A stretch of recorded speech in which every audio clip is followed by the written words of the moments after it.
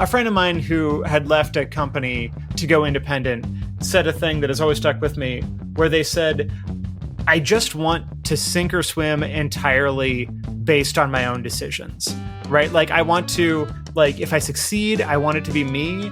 And if I have to apologize for something, I want it to be because I screwed up, not because the company did.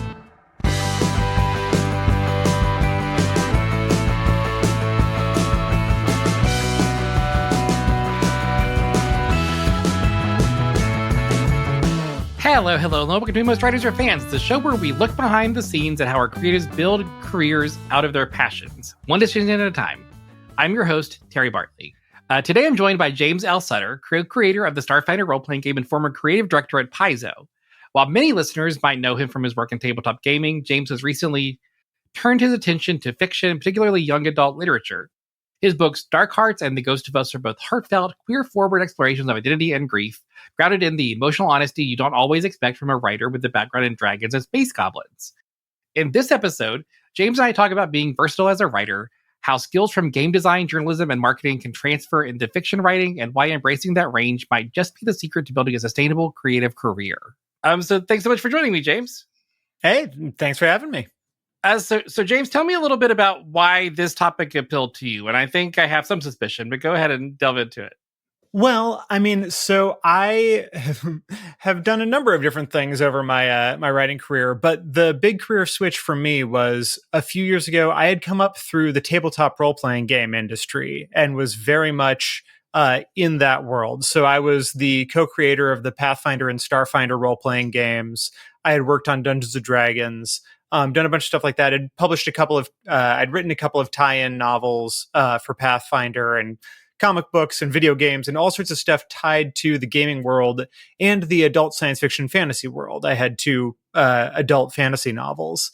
And then a couple years ago during the pandemic, I made a really hard pivot into writing queer young adult romance. So my first book there, Dark Hearts, is all about falling in love with the boy who stole your chance to be a rock star. And so it's dramatically different in that it's contemporary, it's set in the real world, there's no magic, there's no dragons, it's aimed at a different audience.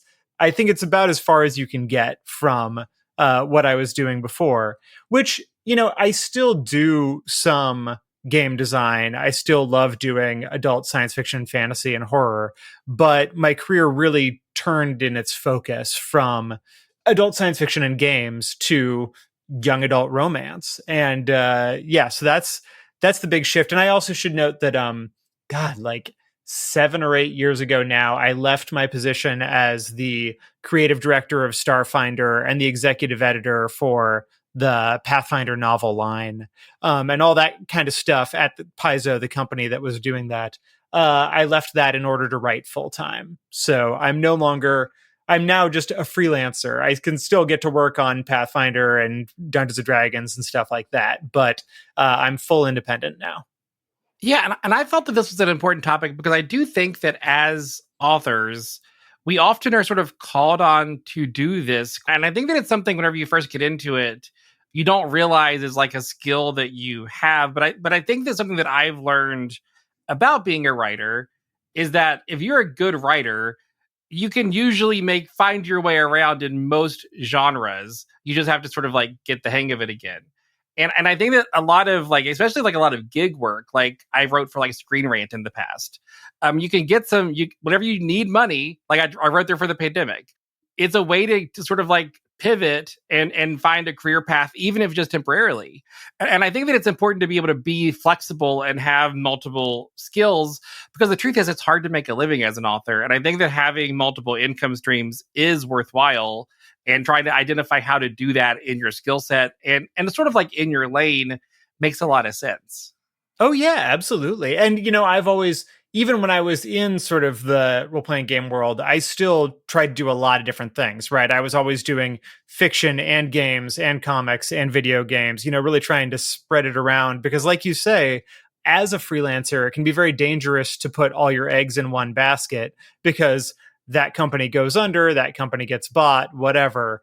And actually, that was part of the reason why I did want to go do creator-owned novels and not do just tie-in work anymore, is because ultimately, when you work for, and people may not know this, but like when you work for a game company, especially, you don't own what you create. The company owns it. And, if you happen to be one of the owners of the company, great, but that's not most people who work in the industry.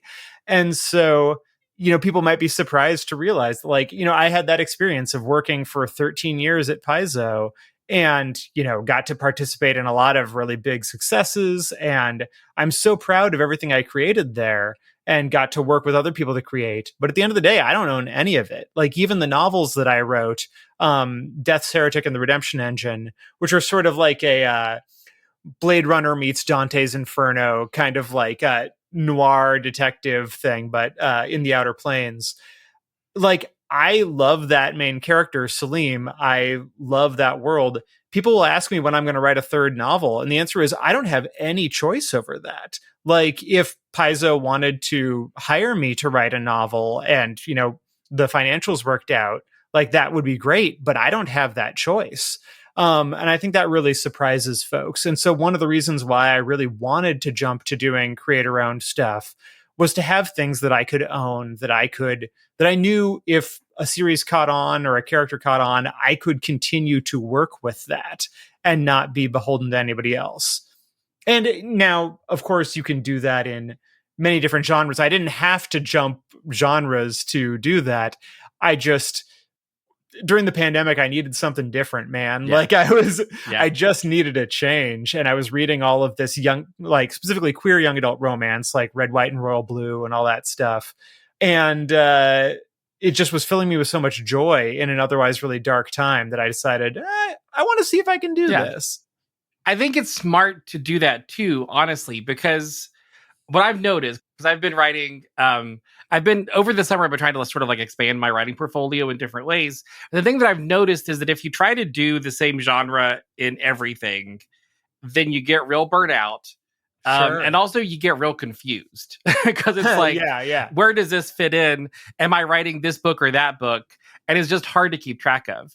So I think that whenever you try to find multiple lanes, it makes a ton of sense to try to make those lanes distinct in whatever way makes sense to you. Yeah, no, I think of it as a palate cleanser a lot of the time. Like, if I write a novel, then it's really nice to be able to go do some game work or do some comic stuff, because even just shifting the medium can let my brain detach and do something else. So I'm not just sticking in the same voice or whatever. And certainly hopping genres makes that even better. Like it allows time for that well to refill. Because I've also had the experience of going directly from like, well, this is a, queer young adult cyberpunk novel that I'm writing, and I'm going to go straight into a different queer young adult cyberpunk novel or something like that. Yeah. And then immediately run up against the feeling of like, oh, these are like, I'm stuck in the same character voices from the previous book. I need to put this down and go do something different. Well, and two, I think that's something that maybe you don't always think about. And by you, I mean the general you. Is that you can still write in whatever speculative lane you want to write in. So, like, I think of myself as a fantasy author. Like, you can write a fantasy book that's more action adventure, and then write a fantasy book that's more like a spy book, and it can still have different feels, which then allows you to make that separation still. Oh yeah, I mean that was honestly one of the big things when we were creating Pathfinder. Is in making the setting for that, we wanted to make a game where kind of all the different genres of fantasy were represented somewhere in the world. And the way we did that was kind of give every country a different shtick. So it wasn't like, in the 80s or whatever, where you're like, well, if you like gothic horror, you need to go get Ravenloft. And if you like this other genre, you go over here. We were trying to say, hey, in this world, you can just cross a border. So you can be doing, gothic horror in Ustalov and then hop over to the next country and suddenly you're Conan fighting dragons. And then in another country, like everybody's got alchemical guns or whatever, and really tried to do that thing, which at the time, a lot of people said, oh, that's no good. Like if you try to be everything to everybody, you're going to dilute your flavor. And I think what we found is that actually as long as you packed enough flavor into those little countries, people really liked having that sampler platter, I know certainly with my gaming groups, novelty is half the fun of fantasy, right? So we really like jumping around to different settings. Well, different table makeups like different things to do, like Yeah. some tables might prefer, more of an espionage mission, while some tables might prefer more of a like social, like fun playground. Like probably people were doing it anyway, whether or not you made settings that were, specific to them. So why not give them like tools specifically, designed for it? Yeah. Yeah, so I'm curious to kind of talk about your Paizo days. At the time, were you sort of conscious of this? Like, were you thinking like, well, I'm not going to own this ultimately, so I need to figure out other ways? Or were you just kind of like enjoying the ride because you were doing this really cool job I mean, and never thinking about it? it is something that you notice pretty quickly, right?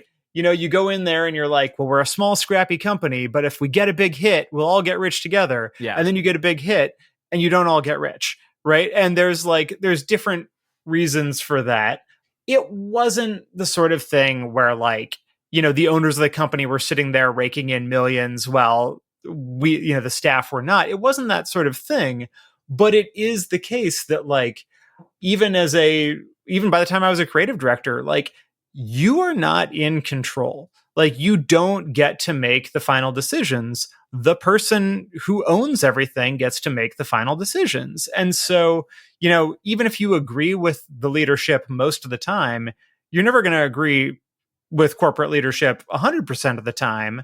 A friend of mine who had left a company to go independent said a thing that has always stuck with me, where they said, I just want to sink or swim entirely based on my own decisions, right? Yeah. I want to, if I succeed, I want it to be me. And if I have to apologize for something, I want it to be because I screwed up, not because the company did, right? There's just an independence there that gets to be really attractive. And Paizo did great by me. I got to, do a lot of cool things that I never would have gotten to do otherwise. And we were able to build a huge audience based on we had a platform coming in with the Dungeons and Dragon magazines that allowed us to do things that we never could have done on our own, right? So I'm hugely grateful for all that I learned and everybody I worked with at Paizo. And at the same time, there was a point where I was like, I need to go because I've built all that I can build working for someone else. I need to go into business for myself. I think that it gave me a huge leg up in building, a new career for myself. It was certainly much easier to freelance and things like that after having been in the industry and making all these connections, getting to know everybody.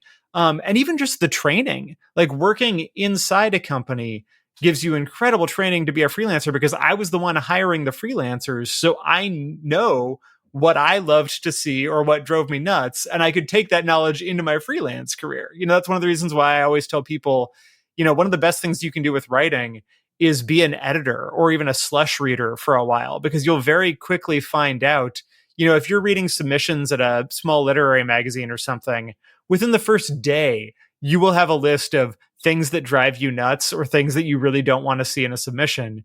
And just by having that knowledge, your submission, your own writing will get immediately better because you'll be able to avoid the things that drive you nuts.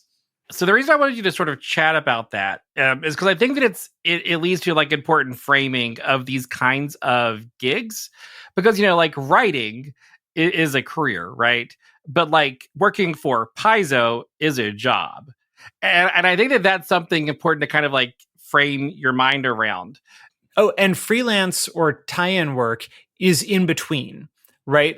That's I always tell people you're an artisan, not an artist when you're a freelancer, because you are the construction worker, you're the contractor that builds the house. Somebody gives you the blueprints and says, here's what I want. You build that house and then they move in. You don't own it and they can paint it whatever color they want. You're there to do a job and provide a service. And that's a thing that I think is really hard for a lot of freelancers and a lot of people who want to take on IP work, is getting over that ego of oh, this is not about me and my vision. It's ultimately about the licensor and their vision.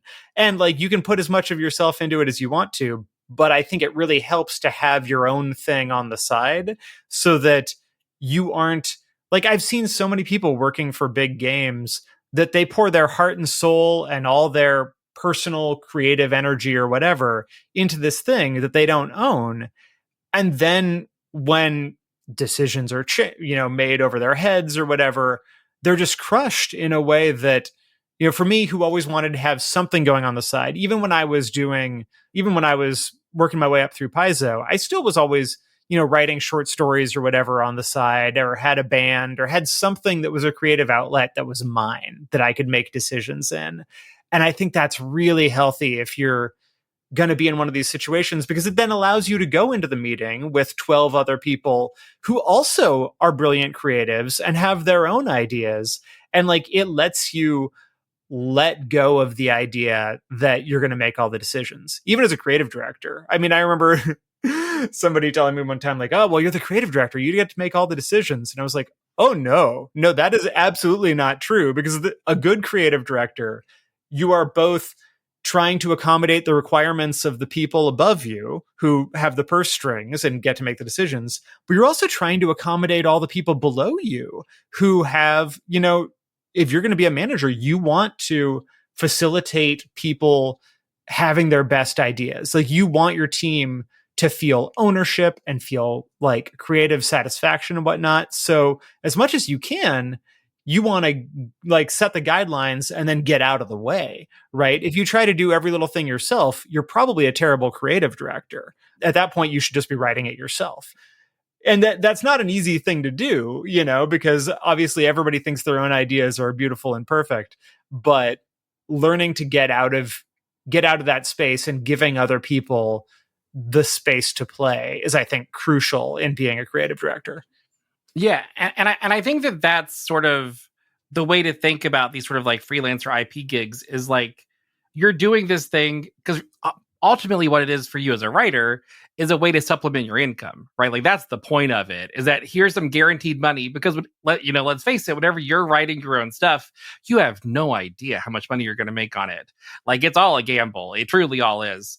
So like, whenever you get a contract, then it's like, well, this amount of money I'm going to definitely get paid for this job. And I think that that's kind of the thing to take. And like, it can be fulfilling, it can be incredibly cool, but that doesn't mean that you shouldn't still ultimately think of it as a job. Right. Well, yeah. And you also, I mean, like any job, there are a bunch of other things that you're getting out of it too. Like, it is the money. Yeah. But it's also, you learn so much through working with an editor who is financially invested in your success. I always tell people, like, write for money if you can, because the critique you get from your critique group is great, but the editor who's like, no, if your book fails, I lose money. Like, that person is going to give you really honest feedback, and they may or may not be right, quote unquote, at some like artistic objective truth level, which doesn't exist. It's all relative, but they're going to give you the most honest feedback of anybody. And also, so you'll learn from them.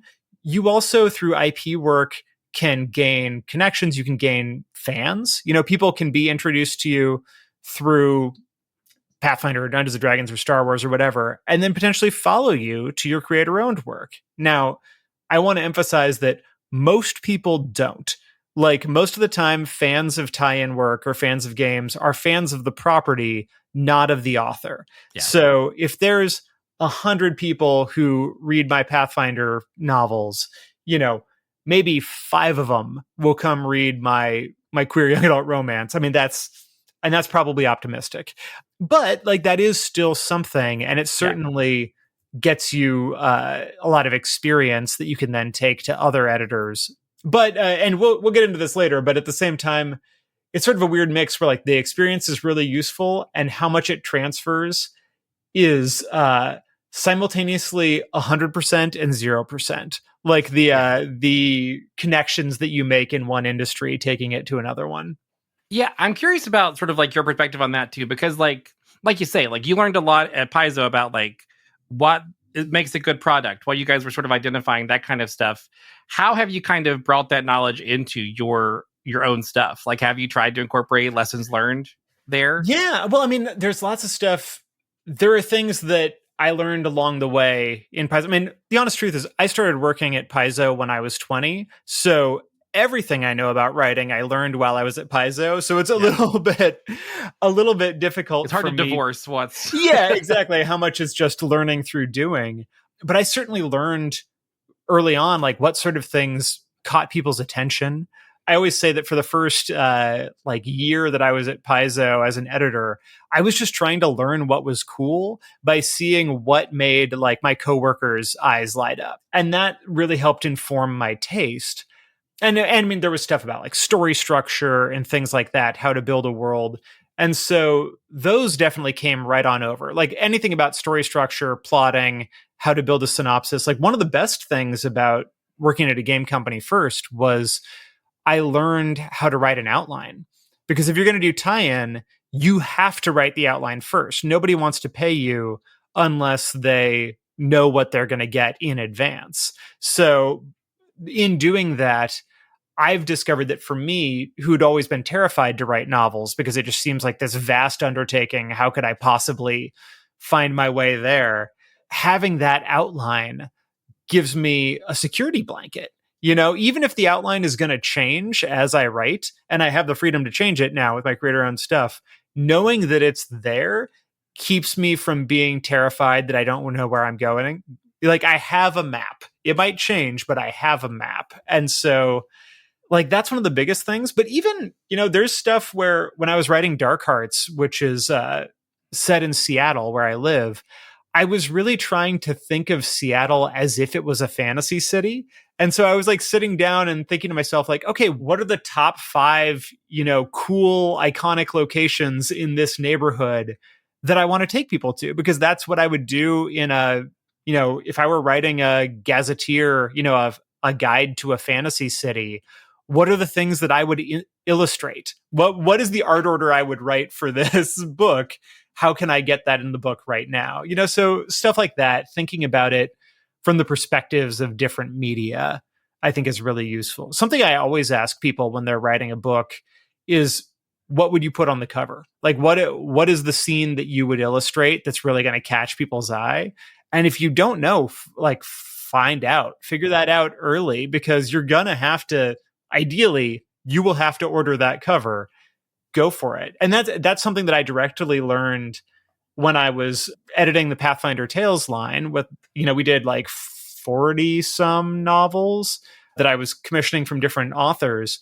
And oftentimes I'd be ordering the cover before the book was even done, just using the outline. And so I'd always tell authors early on, like, decide, like, let's figure out together what the coolest possible scene that would fit into this story is, and then lock it in so that we've got this cinematic thing we can put on the cover. And I think that behooves everybody.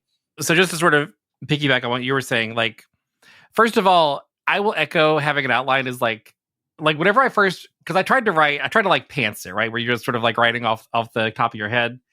Impossible. I'm sure that there are people that are great at it. I'm sure there are people that are great at it. It's not me.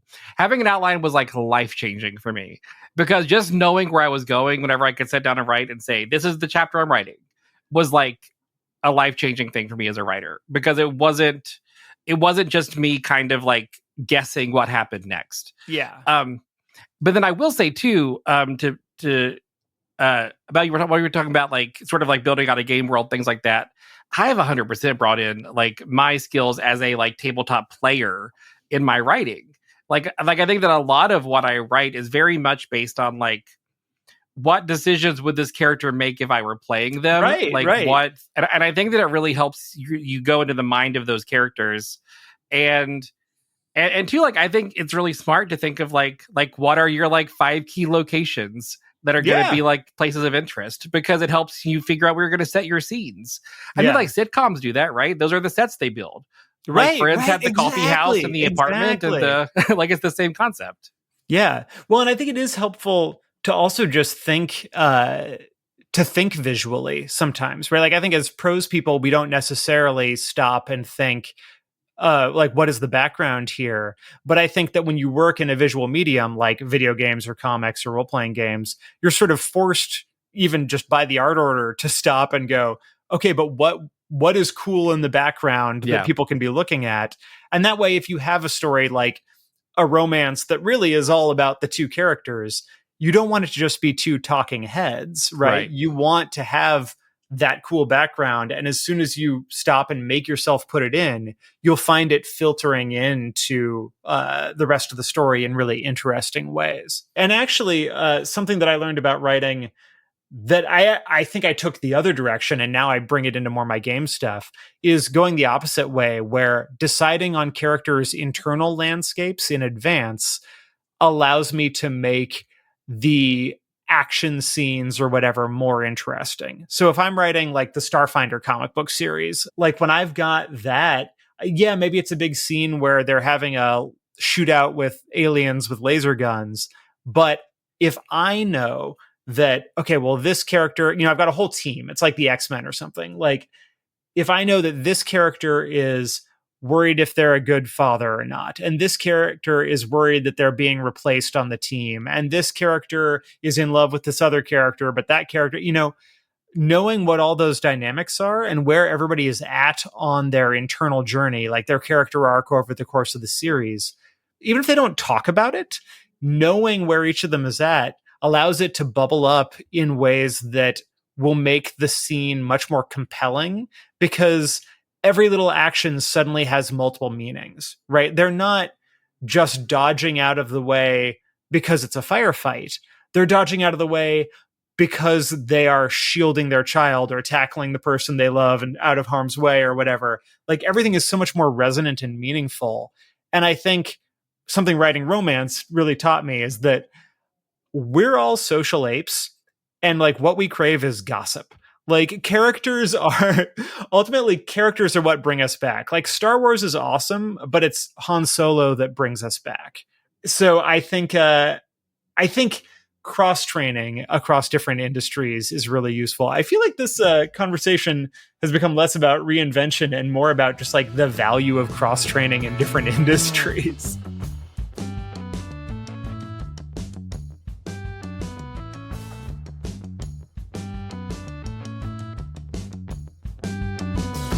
So I wanted to build off what you're saying about like using the environment, because like I reworked a scene recently in the novel I'm editing, and there's just two characters like doing flirty banter. That's the whole scene.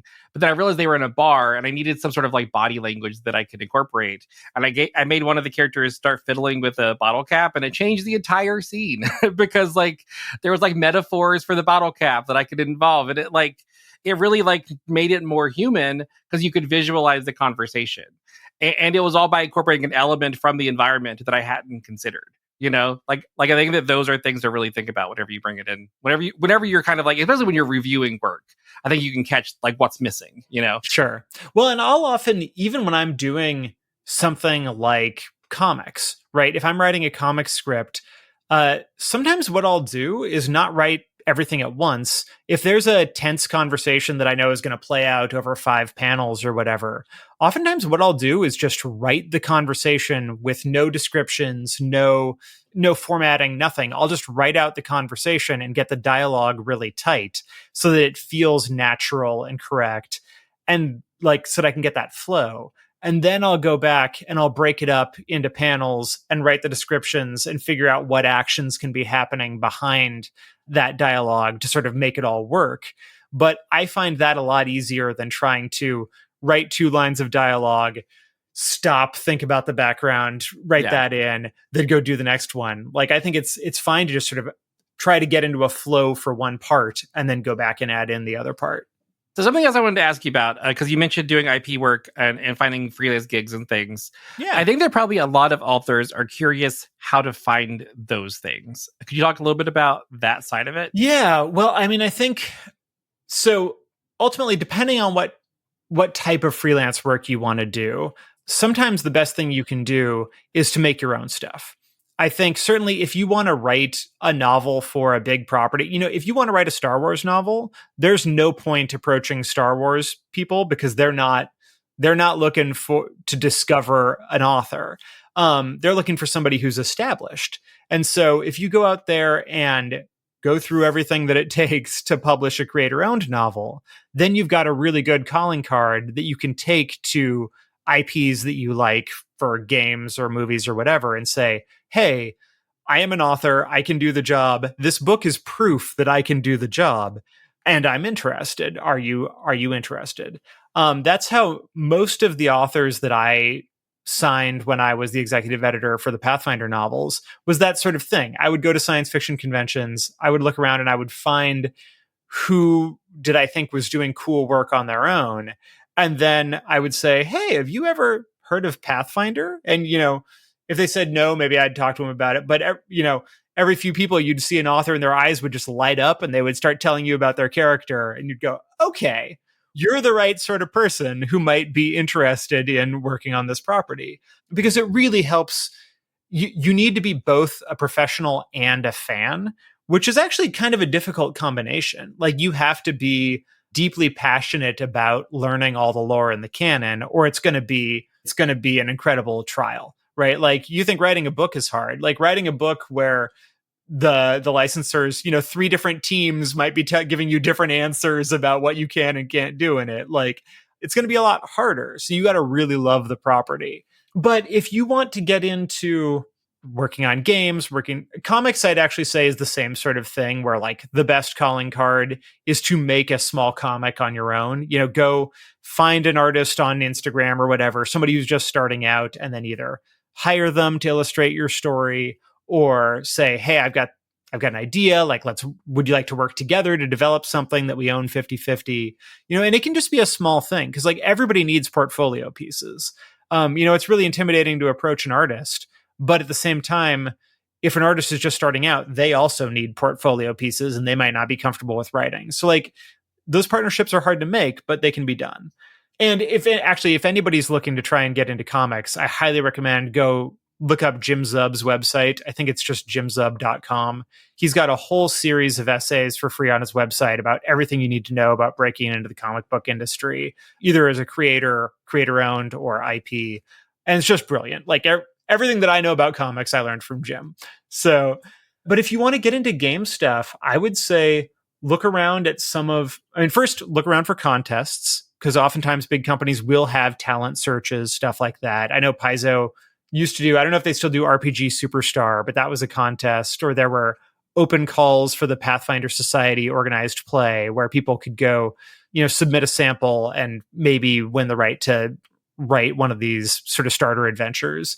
But you also can look around and say, are there smaller companies doing things that I really love? So like, maybe you can't get into Dungeons and Dragons right away, but there's a whole bunch of third-party companies who make content for Dungeons and Dragons that is through the open gaming license. And so some of those are much more willing to take a shot on a newbie, because they don't pay as well. They're smaller companies. And so for them, you can kind of just drop an email and say, hey, here's what I do. I really love your work. Are you looking for anybody to do anything? And sometimes you'll get a really small assignment. I often think that one thing to do, everything in this business is about portfolio. So you're always trying to use whatever work you've done in the past to sort of roll it up Katamari Damacy style into the next larger and larger sort of assignment.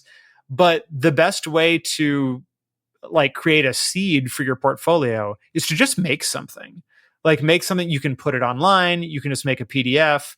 And in doing so, you will learn so much by saying like, okay, if I want to try and do 5th edition Dungeons and Dragons work, then probably what I should do is sit down and like come up with 5 cool monsters, and then really study the monster manual and see what exactly is the format that these monsters are presented in, and then do everything you can to make your sample look like the final product.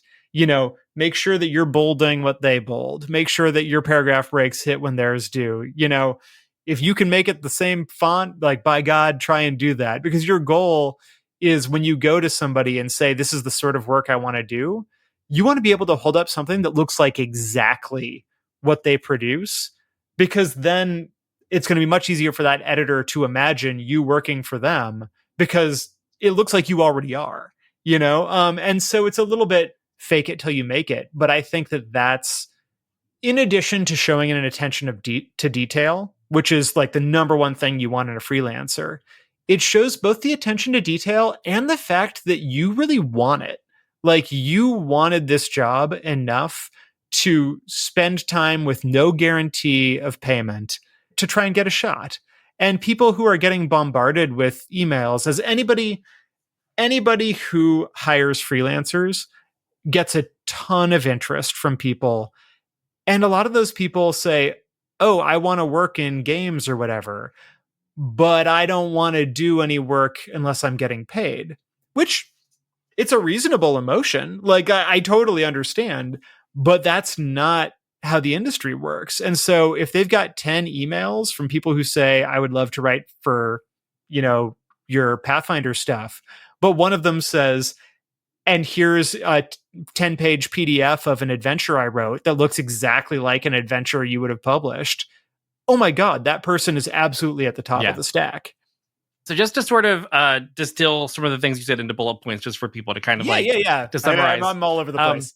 I feel like the first thing that sort of is a big takeaway is like, if you want to do a thing, which this sounds counterintuitive to anybody who has never done this before, but it's just the truth. If you want to do a thing, you have to do the thing.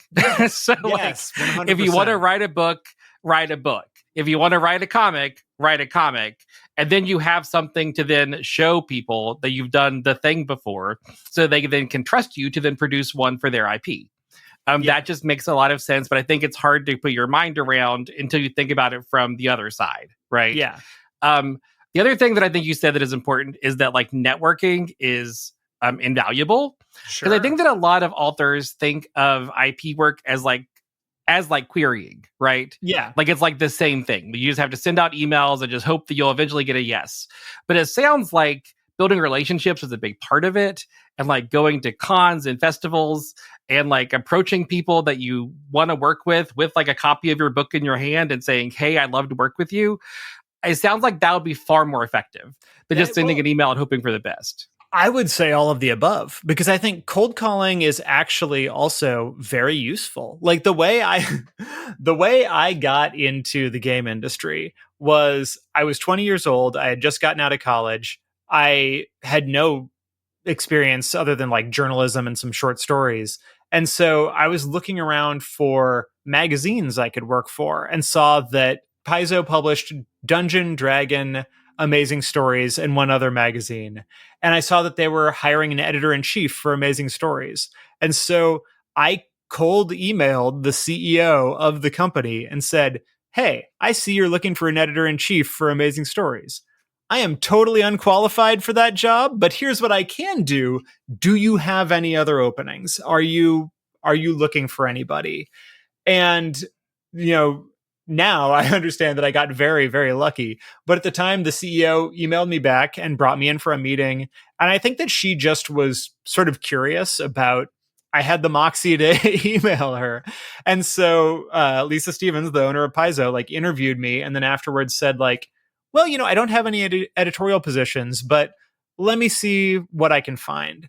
And so that was how I got my first job in the game industry, which was sourcing images for their web store at a nickel a JPEG. I was literally like a human image scraper in the days before bots, but it got me in the door, and that became an internship, which became a customer service job. And then within, I think it was a year, maybe two, I actually became an editor on Dungeon Magazine. So, I did get to the job that I wanted and then kept ascending from there. But I got through the door just by cold calling. And I think that while it is absolutely true that having some sort of social connection or meeting at a con and having a great conversation, like those things can all be useful, but also just send the email. Like as long as you're polite, nobody's going to begrudge you, shooting your shot. And also, I think don't be afraid to come in at the ground level, like the really ground level. Like I think that, right, like I was saying earlier about reading slush, like every literary magazine in the world is overwhelmed by submissions and needs more people to read through that slush and find the good stories that they can pass on to the editors. And that's usually an unpaid volunteer position, but you will learn a lot and you will make connections with people, both with editors and with writers, because you're going to be the ones picking the great authors from the chaff. And like, oh my God, nobody talk about making connections. Like there's no writers have no greater love than for the editor that actually says, would you like money for your story? Yeah, like that is sure. instant friendship right there. So yeah, I think just working in the industry however you can, with the caveat that if you are hired to do a job that is not the job you ultimately want to do, but is in the same industry, make sure that whatever job you do flawlessly. If you get hired to be an accountant at a video game company, be the best freaking accountant that they have ever had. And then, like, you will, through being good at your job, you'll build a lot of goodwill in the company. And then when you go up to one of the developers and go, hey, is there ever do you ever look for new freelancers? Like I would love to give it a shot. Like people will want to help you, because the flip side is every game company has had the accountant or the the marketing person or whoever who clearly really wants to be a game designer and ignores their actual job in order to give advice on what they think you should do. And that person builds up the opposite of goodwill. Right. Like that. Like, so always, first and foremost, do the thing you were hired to do, which also extends to when you get a freelance assignment, do exactly what they ask for. Like if they give you a 500 word assignment, by God, have it be 500 words, have it be on time, have it be what they asked for, because that ultimately is going to impress them more than a great idea that's unusable because it doesn't slot into the overall puzzle they're trying to put together. Yeah. So so a couple bullet points to add to the list. One, I think, is take the risk, right? Take a chance, just do it, just ask.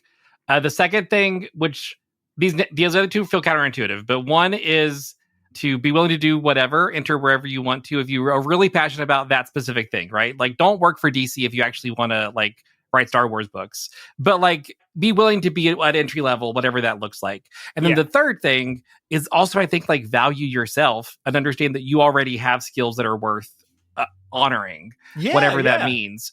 And I think that's probably the hardest thing for authors, actually, is to value ourselves, because we're so used to doing this work for barely anything. Well, and it's a weird thing too, where I feel like writers and singers have the same thing, where most people know that they can't play guitar, and they know that they don't know how to play the drums, but they all kind of think that they could sing. Like if they were given the chance, maybe they could be the front person because they sing in the shower. And it's the same thing where people assume that because they can write an email, they can probably write a novel. It is true that writing can often be both the most important thing and the least valued thing, depending on the industry, because there's a lot of people who want to do it. But while there are a lot of people who want to do it, there are not a lot of people who have the fortitude for a career in publishing. Because one of the things that I always tell people is you will get rejected constantly through your entire career. You will constantly be getting knocked down. But for most writers, even once you're successful, you just start getting different types of rejection, right? And I always tell people, if you stop getting rejected, you aren't setting your sights high enough. Yeah. You've gotten comfortable, and so I think you should always be reaching for that next thing that you don't feel quite ready for, because that's how that stretch is how you ascend. Yeah. Well, I think that's a really great place to end, James. Thank you so much for joining me. This has been great. So remind everybody about your novels and where they should find you, and also where they can find anything else you do. Yeah. So my books, Dark Hearts and The Ghost of Us, are my queer young adult romance books. Like I said, Dark Hearts, set in Seattle. It's all about a boy who starts a band with his best friends, and then he quits and they get famous without him. So it's friends to enemies to friends to lovers sort of situation. And then The Ghost of Us is basically 10 Things I Hate About You meets Ghost. So it's a supernatural, sapphic, fake dating story. And then, of course, I've also got, like I was talking about, the Starfinder comic books, or all the work I've done with Starfinder, Pathfinder, Dungeons & Dragons. You can find all that stuff on my website at jameslsutter.com, or you can find me on Instagram at James_L_Sutter, or on Blue Sky at just James L. Sutter. And I'm always happy to answer people's questions about publishing, about writing. I'm happy to chat. All right, thanks so much. If you're enjoying Most Writers Are Fans, please like, subscribe, follow on all the different things. Spotify, iTunes, YouTube, all those places is the best way to spread our show. Talk to you soon. Most Writers Are Fans is a Starlight King production. This episode was edited by Gabriel Gould. You can watch video episodes on YouTube and Spotify, and subscribe on your favorite podcast app so you never miss a new conversation about the craft of storytelling. If you enjoyed this episode, please rate and review the show. It really helps us reach more writers and readers like you.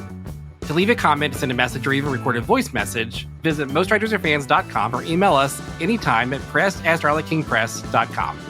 Thanks again for listening, and until next time, don't be afraid to tell your story.